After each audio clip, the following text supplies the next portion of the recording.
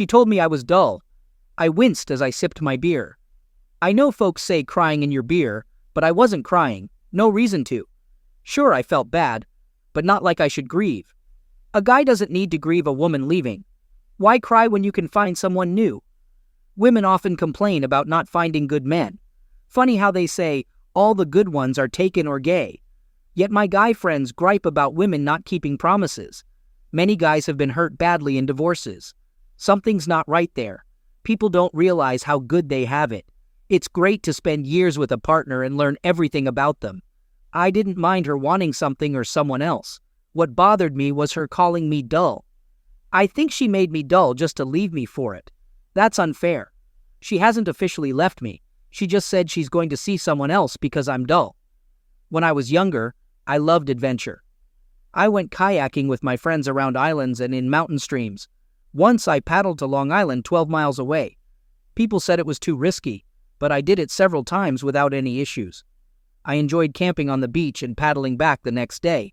Karen didn't approve of this behavior for a husband and father. She believed my family depended on me, and I shouldn't take unnecessary risks. Also, I stopped doing backcountry skiing, riding my motorcycle, driving my little Triumph Spitfire, scuba diving, mountain biking, and rock climbing. As a responsible father, I began skiing on well-maintained slopes, not too steep though. I stored my dirt bike and Triumph, swapped my mountain bike for a road bike, and joined a gym with a climbing wall. I drove a minivan. Yeah, a minivan with fake wood paneling. I know, but I loved my family, so I don't care what you think. Once she regulated my hobbies, she started making demands about my job. She didn't like it when I had to travel. Most of my trips were short, just a day or two, for business negotiations. Sometimes I had to go to London or Hong Kong or wherever needed. I was skilled at making deals that either led to a successful acquisition or a profitable sale for my company. She despised the international trips because they often lasted a couple of weeks. Despite the nice bonuses that came with them, which helped our finances, she hated me being away. When I became a partner, the amount of overnight travel decreased significantly. I could fly to most places within the country, seal the deal, and return on a late-night flight. However, it took years to reduce the international trips. It was a dilemma. Travel a lot, earn big money, advance to senior partner status, train and oversee negotiating teams to close deals on your behalf. Cut back on travel. Let others take those trips and reap the rewards. Risk being left behind on the corporate ladder. But I wasn't going to let that happen. I strategized wisely. I found ways to combine reasons for travel, so one trip could earn multiple accolades towards my path to partnership. I was the first in my company to embrace teleconferencing for groundwork.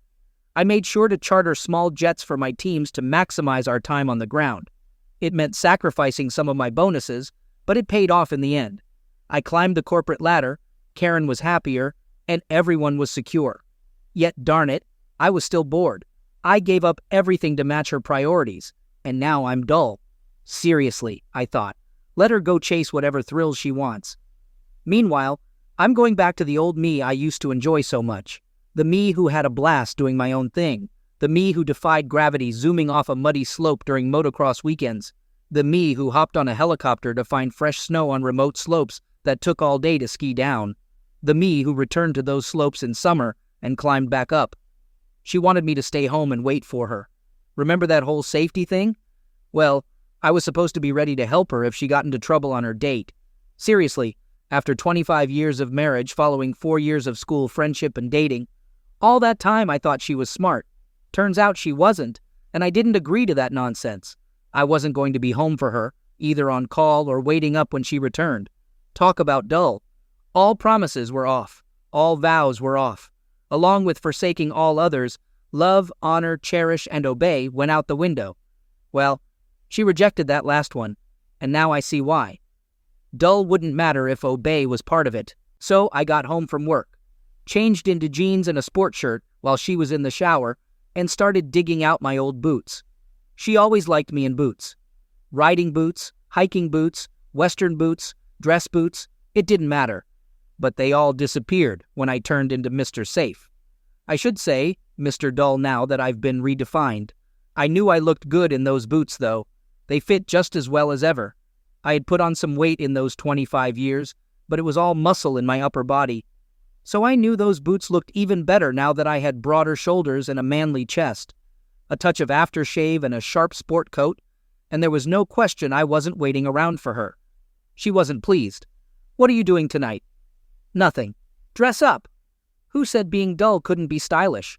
I was out the door before she could respond, and as I headed towards my weekend, the minivan started smoothly, its large four-cylinder engine coming to life.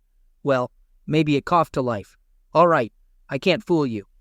The minivan hesitated and clattered into action.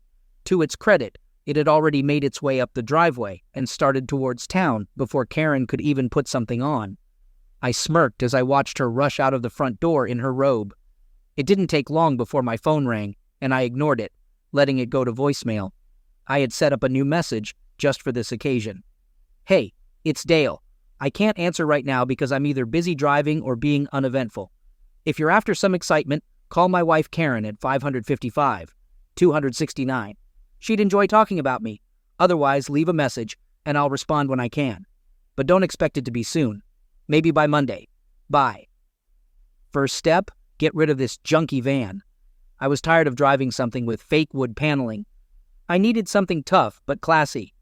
I'd even settle for real wood siding, like an old Willys wagon. Remember how cool it looked with the surfboard on top? I couldn't find the right match, or an old Willys Woody. I enjoy riding it now that I'm free from that old, boring, soul-crushing burden. It feels good to say that. In the past, choosing something both classy and tough would have felt like giving up. The old, dull me would have just stashed away the checkbook from our savings account and headed home. No way was I going back home. I bought one of each. I got a tough car and a fancy car. The Mercedes dealer hooked me up with a slick convertible. Very fancy, my friends. Nothing's fancier than a guy cruising in a Mercedes convertible and knowing how to say, "Very fancy, my friends," in French. I know. I miss the accents, but I don't care. I'm not boring anymore. And looking them up would have been, wait for it, boring. The dealer also had a badass Jeep in his used car lot, decked out with tough lifters, rugged tires, bright fog lights, and a loud train horn, among other upgrades. I drove off in the Jeep, while the convertible was delivered to my house and parked in the driveway Sunday morning. "Boring," she said. The old me was never boring. The me she made was a total drag. That guy was history, pushed back into his hole while I went out seeking my first adrenaline rush. I bought a trailer and headed home. Not to the house I shared with my wife, but to Mom's place. I hadn't seen Mom in a while, so it was time. The 3-hour drive was great as I got used to driving something with some power under the hood. Mom was thrilled and had my favorite lasagna waiting. She didn't ask why I was there or why Karen didn't come along, but she knew something was up. She always could read me. The next morning, I went to the shed and got my old Spitfire. I'd kept it there all these years. My brother had driven it occasionally to keep it in good shape. The dirt bike wasn't as lucky, but I didn't need to start it to load it onto the trailer. By lunchtime, I had both the bike and the car on my trailer, and Mom was smiling. "So, spill the beans," she said. I grinned back. "About what, Mom? 25 years of living life Karen's way? You raised 3 kids while I rode around in minivans and took on beginner slopes? Then suddenly, I show up without your daughter-in-law, driving a big truck, wanting my sports car and motorcycle back, and wearing these snazzy boots." Like I said, Mom could read me like a book. I explained Karen's recent mental struggles. "Maybe that girl's a bit nuts, but you should thank her. Honey, she set you free." Mom was right. She always was. That evening, I turned my phone back on. Karen and the kids had been blowing up my phone all day.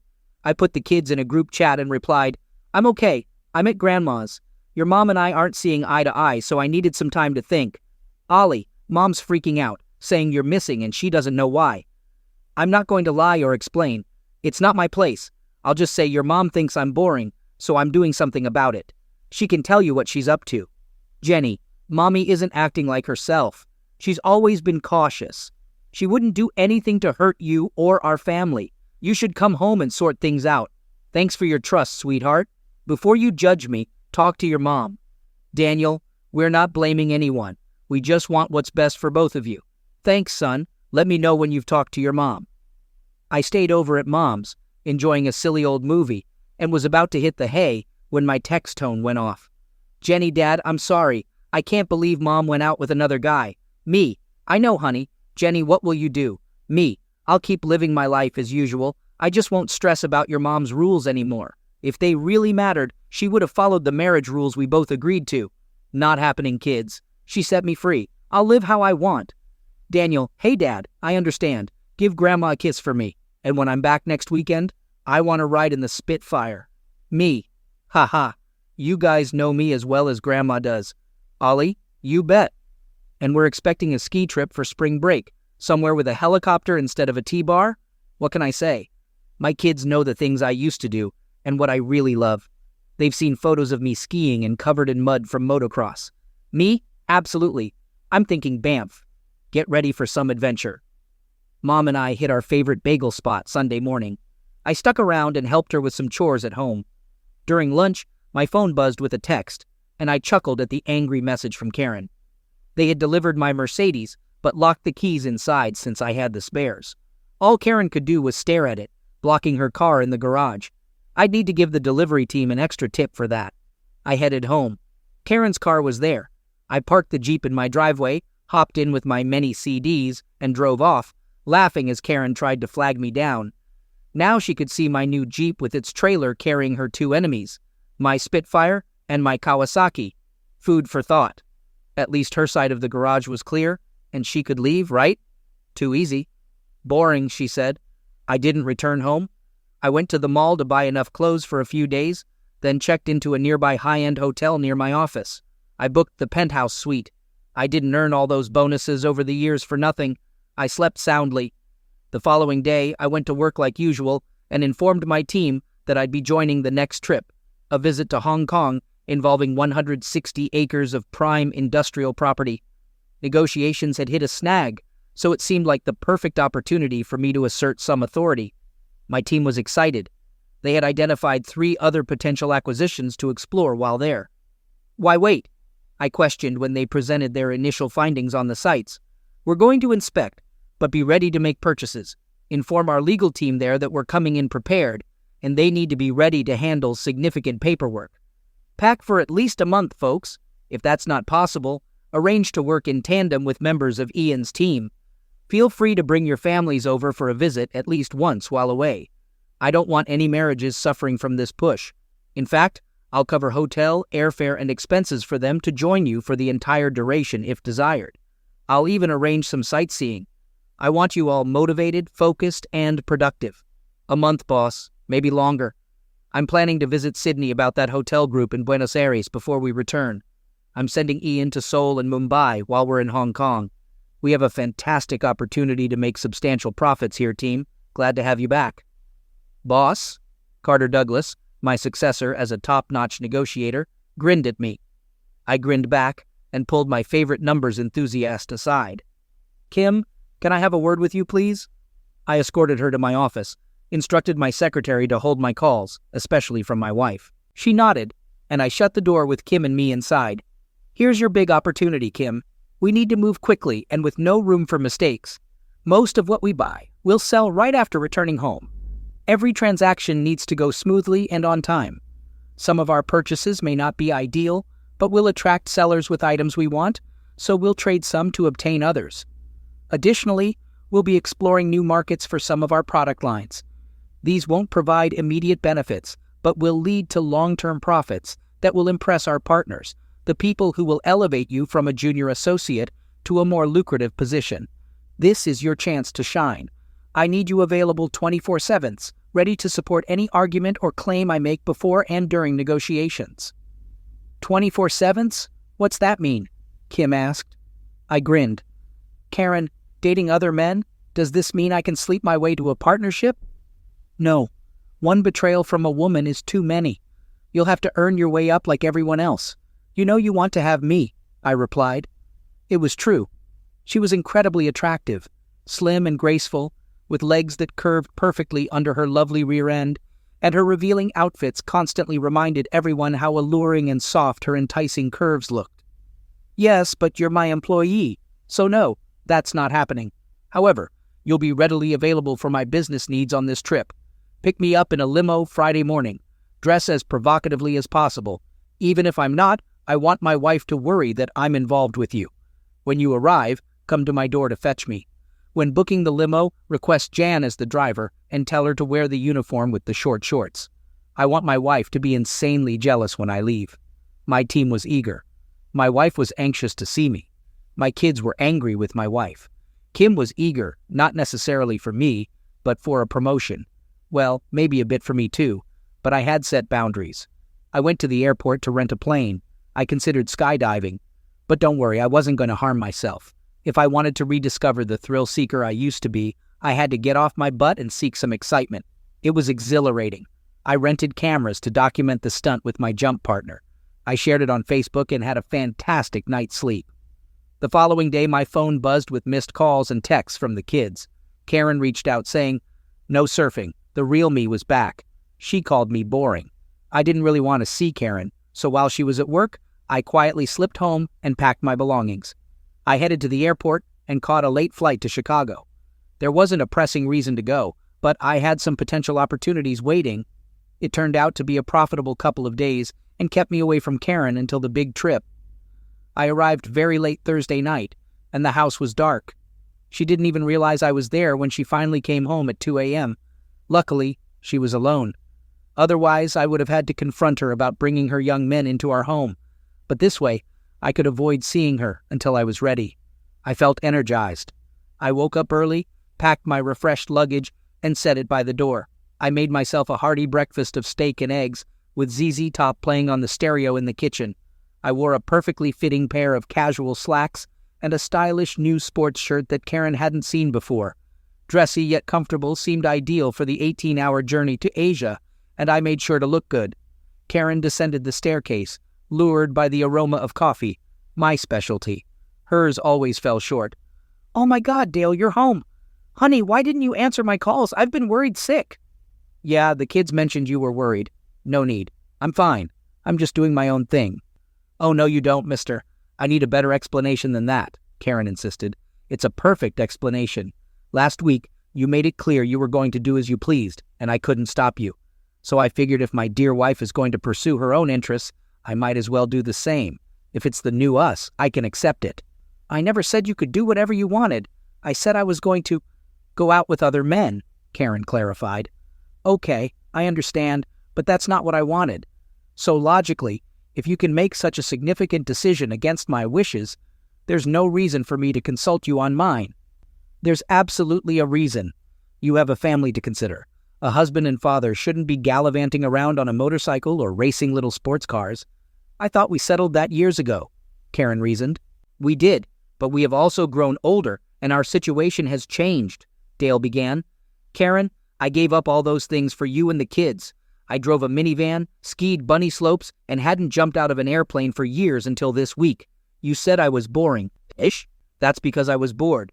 Now the kids are gone. They have huge college funds, and here's a big surprise neither you nor they know about. They each have a trust fund that matures when they graduate college.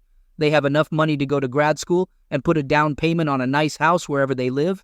Face it, the kids will be fine, no matter what happens to me. Were you? So if the chute doesn't open and I die doing something awesome, I'll die with a smile on my face and they'll be fine. And me, you know I have a stake in your future too.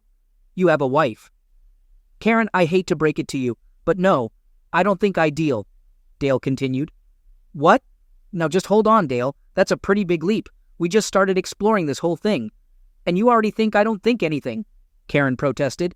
I know I don't matter that much to you anymore. If I did, you never would have given me that ultimatum.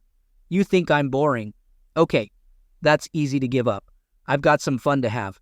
I gave up a lot in the name of being a family man, but the family man isn't exciting enough to keep his wife from resting her head on someone else's pillow. The doorbell rang just in time to rescue me from another round of this absurd conversation. Jen walked in, followed closely by Kim. Together, they brought in 4 of the most attractive pairs of legs you've ever seen. Did I mention how dashing I looked in gabardine? I looked even better with a bulge in my gabardine. Jen greeted me warmly with a hug and a kiss, then began ferrying my 4 suitcases to the waiting limo. Meanwhile, as Kim handed me a file and began updating me on our negotiation progress, detailing numbers and project specifics, Karen's attention was immediately captured. "Hong Kong, Sydney, Buenos Aires? How long are you going to be gone?" she inquired. A couple of months, I expect. Plenty of time for you to explore before you're too old. Do me a favor, though. Don't let them into the house, I replied. Karen launched into a series of pleas, each one more compelling than the last, urging me to stay and discuss the evolution of our relationship and where we were headed. But I stopped her there. Honey, wrong tense. Our relationship isn't going. It's gone. And right now, so am I. See you in a few weeks. As we headed out to the car, I didn't catch a word of her chatter, but I did crack a smile when she noticed my Jeep, my Spitfire, and my convertible parked in front of all 3 garage doors, including the one where her car was hidden. Of course, what she muttered was too crude for me to repeat, even here. Hong Kong was amazing.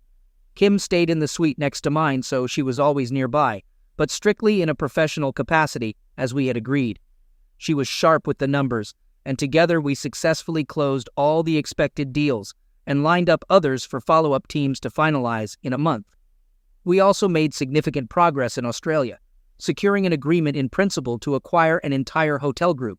Once again, a team would return in a month to finalize the deal. We explored further acquisitions and moved on to Argentina. Once more, I was able to strike a deal with a motivated seller, and the team identified other projects for our corporate portfolio.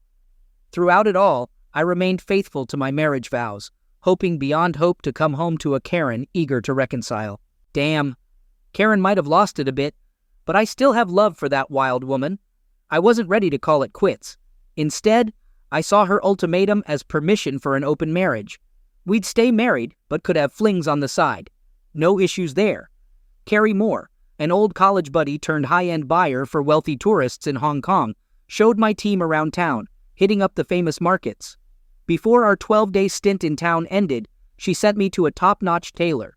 I left for Sydney with a bunch of custom-made suits and spent the nights getting down and dirty with her. It was just what I needed, someone I trusted, a posh hotel suite in an exotic city, and some unrestrained passion. I felt a pang of guilt for about 10 minutes, until I remembered Karen was the one who set these rules. She called me boring, but I realized I'd never been boring. I had, however, been bored. Carrie wasn't dull either, and judging by her reactions in bed, she wasn't bored with me either. When we moved from Hong Kong to Sydney, we hired a tour guide named Sydney, exploring the beautiful city by day and spending time with the charming brunette by night. It was a double dose of pleasure. And let me tell you, I'm not just repeating myself when I say I loved every minute of being in Sydney. Rio was another prime spot for business ventures. While we didn't do as well as in Asia or Australia, it was enough to justify extending our stay for another month. Speaking of extending, I crossed paths with a fiery Latin divorcee who gave me some steamy lessons in tango, both on and off the dance. As we finished our deals, I sent my team back individually on first-class commercial flights. A couple of days later, I boarded a leased jet where the flight attendants welcomed me into the Mile High Club and taught me the ropes of a threesome. It was quite the trip, but I wasn't ready to call it quits just yet. Boring? Yeah, not exactly. Before heading home, I treated my Riotan companions to a skiing trip in Canada. I rendezvoused with my kids in Banff before Christmas. Why not? They finished their finals a week earlier than expected, so we enjoyed some fantastic skiing on steep, powdery slopes accessible only by helicopter. By night, I partied with my kids and also spent time with a curvaceous blonde housewife I met at a bar. When she shared her story of being traded in for a younger model by her husband and feeling lost, I offered her a job. After our third night together, I proposed a generous housing allowance and offered to cover her moving expenses to become my newest personal assistant. Each night, she reached her climax in a different language, and when she switched to Russian on the third night, I realized her multilingual skills would be a valuable addition to our expanding international ventures. Hiring her meant no more sleeping together. Just because my cheating wife disregarded our marriage vows, it didn't mean I would abandon my business ethics. Plus, our time in Banff was almost up anyway. We flew home a few days before Christmas. The kids went to see their mom while I checked into a hotel near work. Dealing with Karen and jet lag simultaneously wasn't on my agenda. However, I did treat myself to a condo as a Christmas gift. When I arrived home, my cars were still parked in front of the garage. Surprisingly, there was a Mini Cooper convertible next to my Spitfire. I expected Karen to be upset, but she greeted me as if nothing had happened. Maybe I wasn't boring to her anymore. I participated in Christmas festivities, enjoying her cooking and helping with chores. After parking the Mercedes and the Spitfire in the garage, I left in my Jeep. The phone rang. I hoped for a Christmas truce, and luckily, we got one. "You could stay a couple of days for the kids' sake," she suggested. So I did, sleeping in the guest room. The day after Christmas, I took each car to be washed. Leaving them exposed to the weather for 4 months might not have been the best decision for their condition, but it served as a constant reminder to Karen that things had changed. I intended to park the Spitfire in the garage and garage both the Jeep and the Mercedes at the condo. The day after Christmas, Karen resumed her attacks. Her boyfriend joined us for lunch, and she grinned triumphantly. I retreated upstairs, grabbed my bag, and prepared for battle. The kids were livid with Karen, catching her off guard. She probably expected a different outcome. However, it was Christmas. I interrupted their confrontation to bid farewell, and they chose to say goodbye to Karen instead. We packed their bags into the Jeep and drove downtown. There was plenty to keep us entertained in the city for New Year's, and we were determined to enjoy ourselves. We explored museums during the day and frequented clubs at night. Both kids had friends nearby, so we alternated between hanging out together and breaking away. I also found moments to be alone, though I wasn't truly alone. By the time I returned to work, I had experienced enough music, visited enough museums, savored enough fine cuisine, and indulged in plenty of wine and whiskey to last a lifetime. I settled into a new routine that wasn't quite routine. My successful ventures in the Southern Hemisphere that autumn had elevated my status within the company and attracted the attention of our competitors. I began receiving offers from other firms impressed by our sudden display of strength. I didn't keep this information from my team. In fact, I assured them that if I decided to leave, I would bring them along. News of the developing situation reached the senior partners, prompting a summons to the boss's office. The company had been founded by Karen's grandfather, and under her father's leadership, it had grown into a diversified conglomerate encompassing various manufacturing ventures. My entry into the company coincided with my marriage to Karen, starting me off as a junior analyst, a role aligned with my academic background. I received no special treatment and even signed a prenuptial agreement to relinquish any claims to Karen's future inheritance of the company, which remained largely under her father's control. While I maintained a cordial relationship with Mr. Adams, our interactions were not overly familiar. He preferred to maintain a professional distance from his employees, including his son-in-law. Initially, I found this approach peculiar, but as I progressed within the company, I recognized its effectiveness in preventing favoritism and adopted a similar approach. Consequently, I abstained from engaging in personal relationships with colleagues, such as sleeping with Kim or socializing through activities like golf. In business, I adhered to a strict code of conduct. Therefore, it came as no surprise when Adams got straight to the point during our meeting. "Business is business, Dale. It appears there have been significant changes for you recently.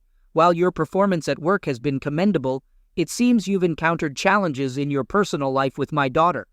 Should I be concerned?" Mr. Adams inquired, his tone serious yet concerned.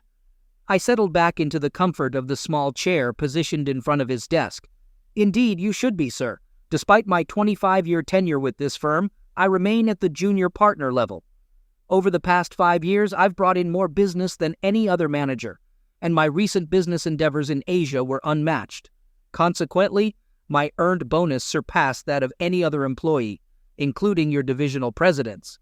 Yet I still find myself without the promotion I've worked hard for. Therefore, I am contemplating accepting the standard severance package and seeking opportunities elsewhere," I explained, my tone a mixture of frustration and resolve. Mr. Adams leaned forward, his expression showing a mix of hesitation and understanding. "Dale, I can't promote you like anyone else. You're my son-in-law. How would that look?" he asked, clearly torn between the familial relationship and professional responsibilities.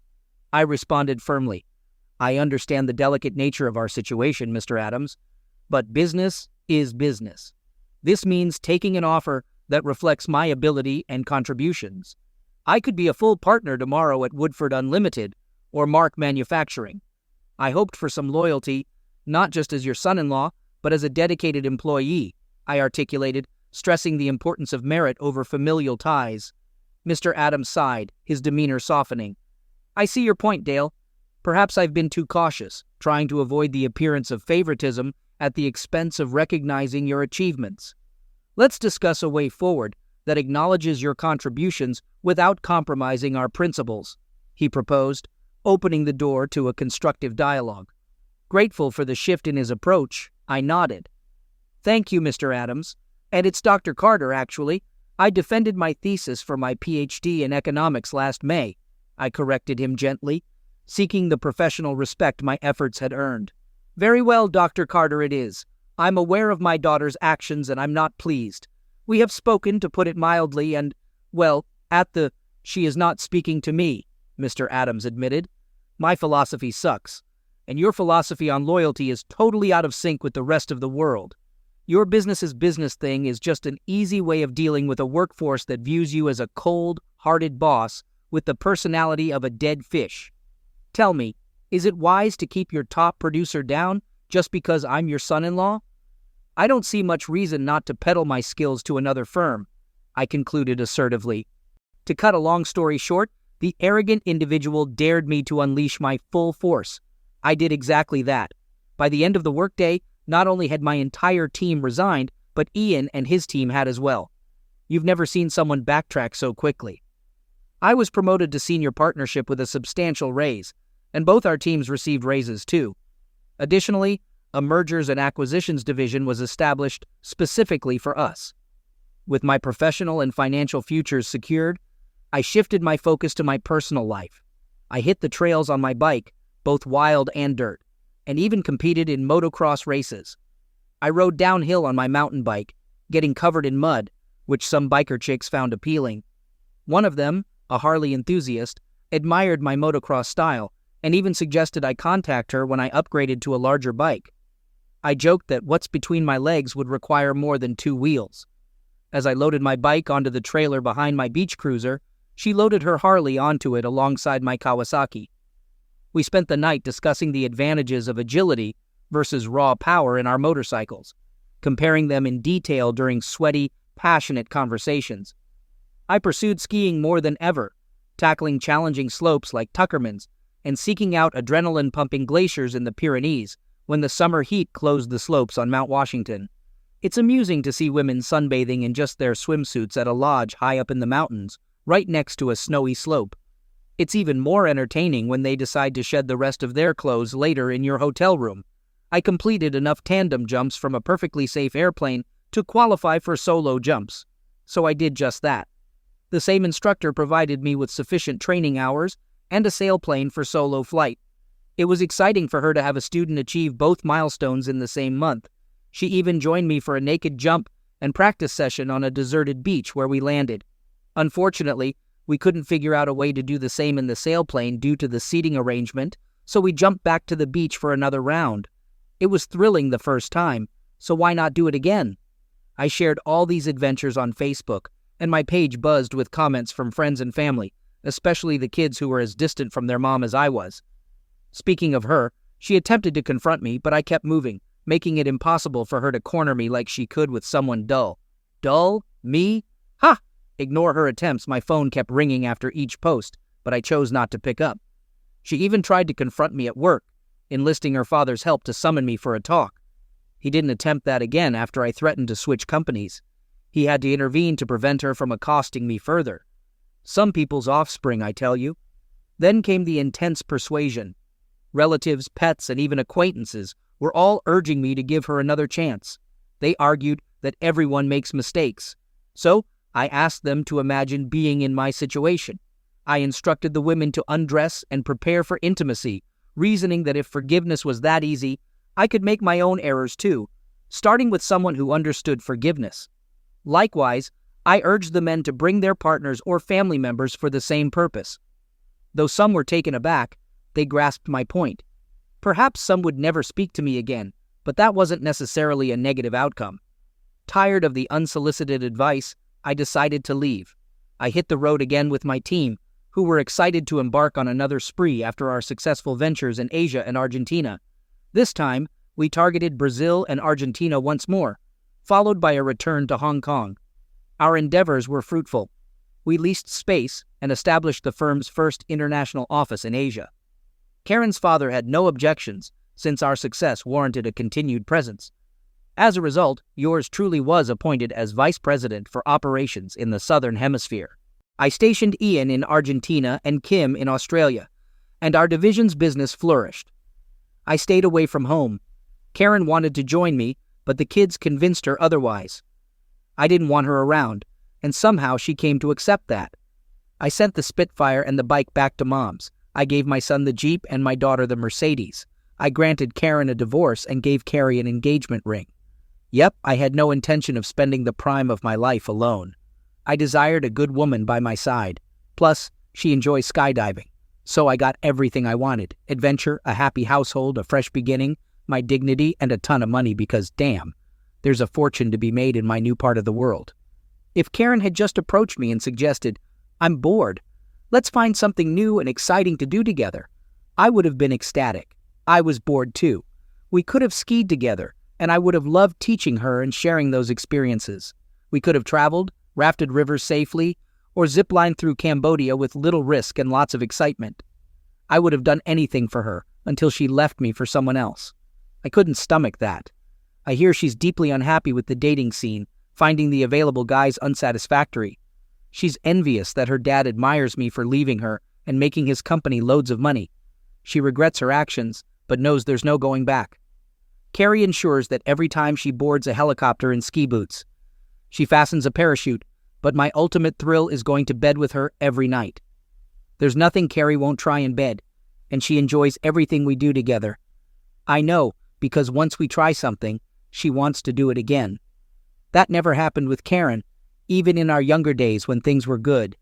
But we haven't spoken since the day her dad had to hold her back so I could leave without further confrontation. She might want to talk, but she understands I have little interest in reconnecting with her. One day, one of the kids may marry or have a child, and I'll feel compelled to attend. Karen will likely be there, and I'll have to interact with her, but I'm not concerned. When that time comes, Carrie will be by my side, not to shield me, but to ensure I'm not too dull or bored.